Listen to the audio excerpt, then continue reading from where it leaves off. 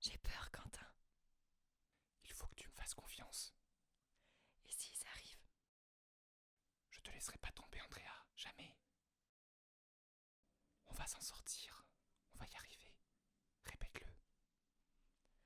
On va s'en sortir.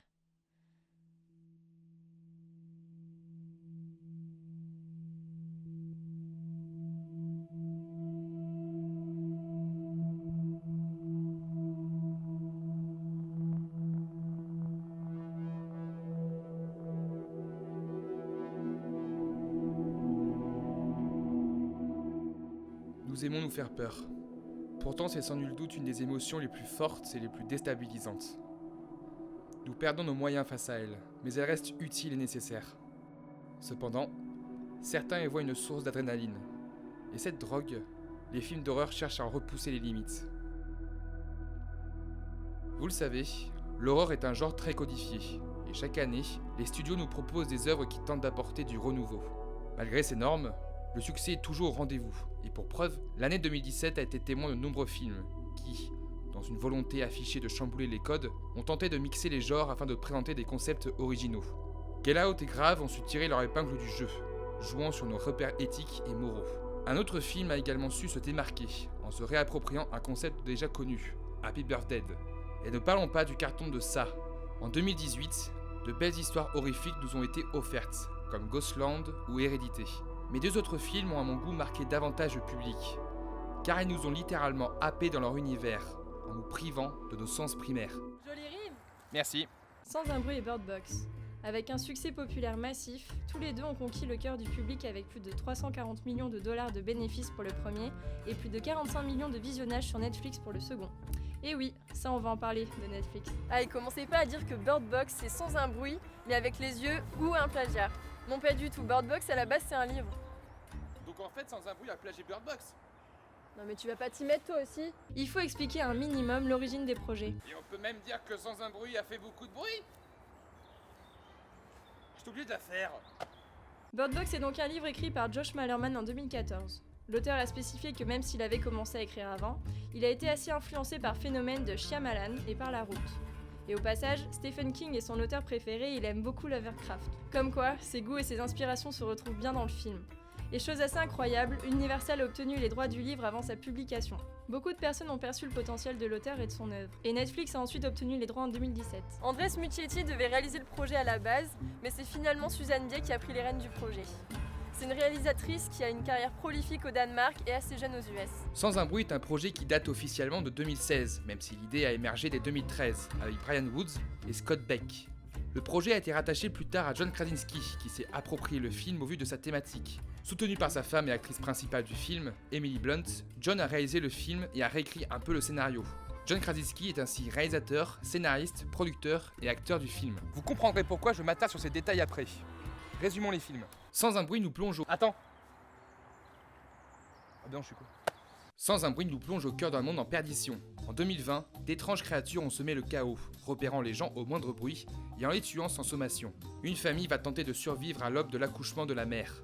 Bird Box, lui, se situe également dans un monde post-apocalyptique. Nous suivrons Mallory, également enceinte sur deux époques, au moment de l'attaque et au présent. Des créatures inconnues poussent les gens à se suicider au moindre contact visuel. En se réfugiant avec des inconnus, elle essaiera de survivre tout en protégeant son futur enfant. On va éviter de vous spoiler, mais toujours est-il que les deux films sont très bons. C'est vrai. Même s'il y en a un qui gère nettement mieux son sujet que l'autre. Oui, sans un bruit. Bah non, Bird Box. Ça va pas. Bah non, Bird Box. Mais putain, on s'était mis d'accord pour Mais dire que c'était non sans un bruit. Mais non, depuis Mais ce c'est matin. toujours pareil, toi, de toute façon, on est toujours Mais obligé de Quentin, faire tu me comme ça, saoules, à chaque fois tu veux avoir Ouais, raison c'est quoi. ça, Bah ouais. ouais, casse-toi, ouais. Ces deux films font le job et arrivent à nous procurer des moments de tension assez rares. Il subsiste pas mal de points communs entre les deux œuvres. Le rapprochement est donc inévitable. Mais elles n'abordent pas les mêmes thématiques, ou du moins les traitent différemment. Et comme je l'ai dit, un des deux films maîtrise nettement mieux son sujet que l'autre, qui reste trop opaque sur les questions qu'il pose, et qui malheureusement n'arrive pas à éviter des clichés et des erreurs grossières. Ah putain, mais t'es dur là. Comment tu sais? Dans le genre horrifique, la mise en scène est importante. Au vu de ce concept de privation des sens, l'immersion et l'identification sont essentielles pour parvenir à ressentir la peur inhérente à cette absence. Je trouve l'idée derrière ces deux œuvres captivantes et elles arrivent à bien retranscrire à l'écran ces handicaps. Mais Sans un bruit est selon moi nettement plus maîtrisé. En termes de réalisation pure, les deux films offrent une image très efficace, à la fois élégante et subtile au niveau du cadrage. On a un joli contraste dans Bird Box qui joue sur les couleurs vives et fades lorsqu'il alterne entre les deux époques, mais selon moi sa photographie est un peu trop mobile. J'aurais aimé qu'elle soit plus sobre et plus posée dans les moments de relâchement ou de tension, mais cela reste un détail. J'aime également beaucoup la photographie de Sans un bruit, jouant sur des cadres subtils et édifiants de sens, tout en imposant une atmosphère post-apocalyptique vraiment saisissante. Sur ce point, les deux films se valent. Par contre, au niveau mise en scène, ça n'a plus rien à voir. Car ce qui nous rattache aux personnages et à leurs émotions, c'est le son. C'est ce qui nous lie le plus facilement car nous entendons les mêmes choses qu'eux. Les sensations sont partagées. Et dans Sans un bruit, l'ambiance et le mixage sonore sont phénoménaux. Bon, même si j'avoue qu'au début, j'ai cru qu'il y avait un bug. Car puisque je n'avais pas saisi qu'un des personnages était sourd, je pensais à un défaut technique. Ah, mais t'es vraiment con en fait. Le son nous transperce de part en part et traduit encore plus ce sentiment d'insécurité constant. Chose qu'a voulu retranscrire Bird Box avec la vue et quelques plans subjectifs. Mais la mise en scène ne fonctionne pas avec ce procédé. Tu vois ce que c'est l'ironie dramatique ? C'est quand tu sais quelque chose que le personnage sait pas. Et c'est exactement pour ça que Bird Box fonctionne pas. Prenons la séquence dans la voiture.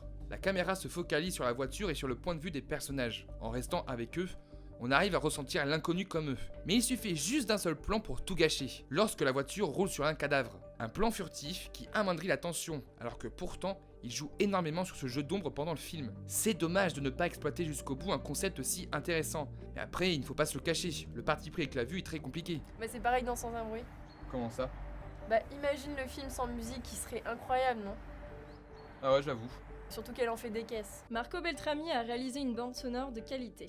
Je ne remets pas ça en cause, surtout qu'elle est en accord avec les séquences. Mais je la trouve plus assourdissante, et elle nous sort parfois du silence qui est nettement plus angoissant qu'une musique. Regardez jusqu'à la garde et vous comprendrez de quoi je parle. De ce fait, la musique de Bird Box est nettement plus subtile, parfois viscérale. En même temps, c'est Trent Reznor et Atticus Ross qui gèrent la BO. La bande-son est un ensemble et pour être réussi, il faut trouver le juste milieu entre tous les éléments qui la composent. Même si le sound design est supérieur chez Sans un bruit, la musique lui enlève un peu d'impact.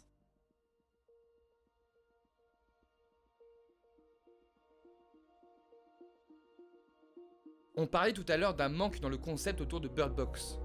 A mon avis, ce qui joue nettement en faveur de Sans un bruit, c'est la présence de John Krasinski. En étant réalisateur, acteur, scénariste et producteur, il a su parfaitement maîtriser son concept, puisqu'il en est l'auteur, et c'est une plus-value à ne pas négliger. Vu qu'il connaît sur le bout des doigts l'histoire, qu'il a coécrite, il connaît les possibilités et les limites. Et surtout, il montre un véritable intérêt et un attachement personnel. Il s'est clairement investi dans le projet, notamment en engageant une actrice vraiment sourde pour le rôle de Regan, et en jouant aux côtés de sa femme. Et justement, avant de nous intéresser de plus près à l'histoire et aux personnages, je voudrais juste revenir sur une chose importante. L'horreur. Dans Sans un bruit, la peur est constante, palpable. À aucun moment les personnages ne sont en sécurité. Chaque geste, chaque événement est prévu à l'avance pour ne pas déclencher une attaque. Chaque seconde, chaque mouvement peut être cause d'une mort certaine. C'est là l'ingéniosité de la perte de Louis. J'ai rarement senti une oppression aussi manifeste. Un malaise et une peur constante pour les personnages. Oui, enfin Sans un bruit, ils sont pas tout le temps en sécurité ? Ok, donc je pense que tu voulais parler de Bird Box, donc déjà tu vas te calmer pour ton erreur. Et surtout, c'est le fait d'être en contact avec des créatures à l'extérieur qui entraîne la mort. Et donc, dès que les personnages sont à l'intérieur d'un bâtiment, ils sont en sécurité. Cela permet de relâcher la pression, mais Sans un bruit repousse les limites et exploite nettement mieux cette idée. Mais les moments de frayeur, je trouve que Bird Box s'en sort très bien aussi, hein. Surtout avec l'intro. Ouais, mais l'introduction de Sans un bruit, elle est beaucoup plus choquante et novatrice. Novatrice. Bah Bird Box, excuse-moi, mais ça reste cliché. Les deux films abordent une thématique commune, la famille et les responsabilités qui en découlent. Dans ce monde austère et horrifique, les personnages sont confrontés à leurs devoirs de parents vis-à-vis de leurs enfants, leurs devoirs de protection et de transmission. Au-delà de l'horreur, c'est le lien parental qui est moteur du récit, à la fois présenté comme une force, mais également comme une faiblesse. Mais les deux films remettent en cause cette relation aux premiers abords pour apporter une véritable ode à la famille. Lee et Mallory sont parfois durs avec leurs enfants, mais au final, l'amour qu'ils leur portent est plus fort et iront jusqu'à se sacrifier pour eux. Enfin, sauf Mallory. Mais arrête, c'est un personnage important. Ouais, important, mais elle est quand même horrible, je suis désolé. Alors d'accord, certes, celle qui évolue, c'est grâce à elle qu'on a de l'empathie, mais parfois elle a des décisions infâmes. Lesquelles ? Bah ça, je peux pas trop en parler, parce que c'est un spoil et il risque de nous entendre. Qui ça, les créatures ? Non. Eux. Mais c'est vrai que Mallory, c'est un personnage fort. Merci. pas comme son scénario. C'est malheureusement le gros point noir de Bird Box et la grosse difficulté de tout le processus d'adaptation. La littérature permet de jouer sur l'imagination, alors qu'avec le cinéma, c'est nettement plus visuel. De ce fait, dès l'introduction, le concept de ne pas regarder les créatures est complètement faussé. Je peux me tromper, hein, peut-être que j'ai mal compris ou raté quelque chose. Ah bah ça m'étonnerait pas, hein. D'abord, ne pas expliquer d'où viennent les créatures et ne pas les montrer, c'est une très bonne chose à mon goût. Il faut laisser du mystère, mais sur des éléments narratifs majeurs, tu ne peux pas laisser des trous. Pendant la première attaque, comment certaines personnes peuvent voir et pas d'autres? Certaines arrivent à regarder sans pour autant être touchées, c'est sélectif. Que la sœur de Mallory se fasse tuer, mais Mallory regarde à l'air libre et n'est rien. C'est normal. Pareil pour le personnage de John Malkovich. Mais ça encore, je peux l'accepter. Mais deux choses me gênent encore.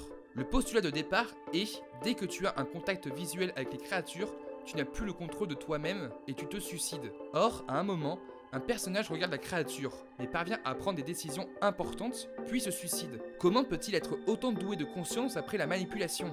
Et surtout, certaines personnes peuvent ouvrir les yeux et pas d'autres. Et ce ne sont que les méchants de l'histoire. Comment c'est possible? Parce qu'ils n'ont pas peur. Quoi? Je pense que tu te trompes sur ce point. Ces méchants, ces êtres qualifiés de fous dans le film, ne voient pas la même chose que nous. Puisque ce sont des êtres maléfiques, ils ne voient pas des cauchemars mais autre chose. Quelque chose qui leur ressemble, comme on peut le voir avec le personnage de Gary avec ses dessins. En ayant plongé dans le côté obscur, le film à mon sens veut montrer qu'ils n'ont aucune peur, et qu'ils n'ont pas la même vision du monde que les autres. Ainsi ils arrivent à survivre car ils ne voient pas leur pire cauchemar, ils voient quelque chose de maléfique mais beau à leurs yeux. J'avoue, c'est bien vu. Ah c'est drôle ça. Honnêtement, je trouve l'idée vachement intéressante. Mais je pense que même les méchants ont des peurs. Et malheureusement, ce n'est vraiment pas explicite. Oui, comme je t'ai dit tout à l'heure, c'est bien de laisser du mystère, de ne pas laisser le spectateur n'être qu'un simple spectateur. C'était l'avantage de Sans un bruit, où le spectateur était acteur, en jouant le même jeu des personnages. Mais dans Bird Box, les éléments scénaristiques forts ont besoin d'explications, et on ne peut pas laisser passer ce genre de choses qui passent plus pour des facilités ou incohérences scénaristiques que pour des intentions narratives. Ah, Sans un bruit est loin d'être parfait aussi. Je sais que c'est voulu et que c'est justement un point culminant lié au concept du film, mais le simple fait que la mère attende un enfant c'est quand même étrange, non? Ils perdent leur fils et refont direct un bébé, dans un monde post-apocalyptique. Alors tu vas me dire, elle attendait avant l'attaque? Sauf que non. Après la mort de leur fils, on retrouve la famille plus d'1 an après, donc elle est tombée enceinte. Peut-être par accident, certes, pendant cette ellipse. Au-delà de sa nécessité, on a du mal à passer outre cet élément. Et puis la fin en mode Terminator, merci quoi. C'est marrant mais bon, ça casse un peu l'ambiance globale du film, je trouve. Ok, je comprends parfaitement ton ressenti, mais je reste quand même persuadé que Sans un bruit a reçu un traitement nettement plus approfondi quant à la conception de son univers par rapport à Bird Box. Ces énormes incohérences et facilités nous sortent de l'expérience. Et justement, ces deux films nous proposent de vivre une expérience nouvelle, et ça doit être maîtrisé du bout des doigts pour fonctionner. C'est pour ça que je voulais te parler de Netflix.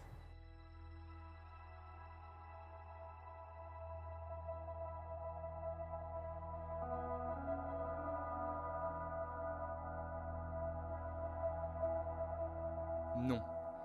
Netflix ne tue pas le cinéma. Car quand je parle de cinéma, je parle de la création audiovisuelle. Et Netflix la renforce. Ici, nous avons le débat assez hermétique de voir un film chez soi ou dans une salle de cinéma. L'audiovisuel évolue selon le public. Mais cette sédentarisation du cinéma ne va pas contre lui. De nombreux réalisateurs proposent sur cette plateforme des films qui marcheraient moins bien au cinéma. C'est pour cette raison d'ailleurs qu'on voit beaucoup de films de SF produits par la plateforme. En fait, Netflix apporte une accessibilité à des gens qui peuvent rater des films ou ne peuvent tout simplement pas voir des films au cinéma, pour plusieurs raisons différentes et justifiées. Et parfois, le streaming sauve des films, retrouvant une popularité après leur diffusion en salle. Après, il ne faut pas jouer les démagos. L'expérience et les sensations ne sont pas les mêmes, et je préfère personnellement voir un film au cinéma. Pour Sans un bruit et Bird Box, c'est assez parlant. Le premier marche nettement mieux au cinéma, car enfermé dans la salle, avec un silence d'aplomb, on est dans les mêmes conditions que les personnages. Bird Box ne peut prétendre à partager les mêmes sensations dans une salle de cinéma, mais c'est à cause de son concept. Ces deux films sont très bons dans leur domaine, mais la maîtrise qu'a su montrer Sans un bruit m'a nettement plus marqué, et Bird Box, malgré ses incohérences grossières, arrive à nous plonger dans des séquences de terreur hors normes. Netflix ne tue pas le cinéma, il le fait évoluer et le rend encore plus grand public, expliquant ainsi la popularité de Bird Box un peu plus grande que celle de Sans un bruit. Il faut reconnaître ça à Netflix, de son aide qu'il apporte pour la culture cinématographique. Restons ouverts aux évolutions, mais n'oubliez pas que voir un film au cinéma reste une expérience universelle et ô combien unique. Le cinéma est un vecteur de lien social, mais je suis conscient que tout le monde ne sera pas d'accord. N'hésitez pas à partager votre avis d'ailleurs. Mais faites cela en silence, où elle vous trouvera.